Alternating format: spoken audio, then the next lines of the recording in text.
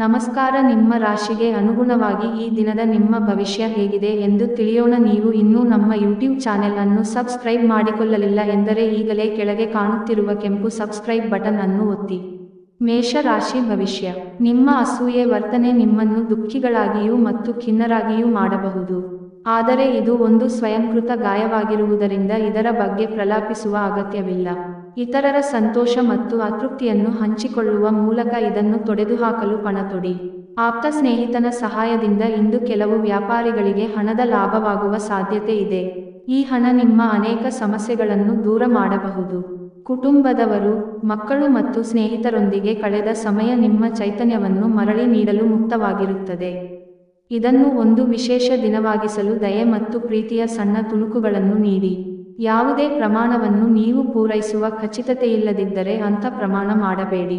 ನಿಮ್ಮ ಹತ್ತಿರ ಕುಟುಂಬದವರಿಗೆ ಅಥವಾ ನಿಮ್ಮ ಸ್ನೇಹಿತರಿಗಾಗಿ ಸಮಯವಿಲ್ಲ ಎಂದು ಬಯಸಿದಾಗ ನಿಮ್ಮ ಮನಸ್ಸು ಕೆಟ್ಟು ಹೋಗಬಹುದು.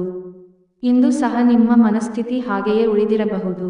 ನಿಮ್ಮ ಸಂಗಾತಿ ಎಲ್ಲ ಜಗಳಗಳನ್ನು ಮರೆತು ನಿಮ್ಮನ್ನು ಪ್ರೀತಿಯಿಂದ ಆಲಿಂಗಿಸಲು ಬಂದಾಗ ಜೀವನ ನಿಜವಾಗಿಯೂ ಅದ್ಭುತವಾಗಿರುತ್ತದೆ.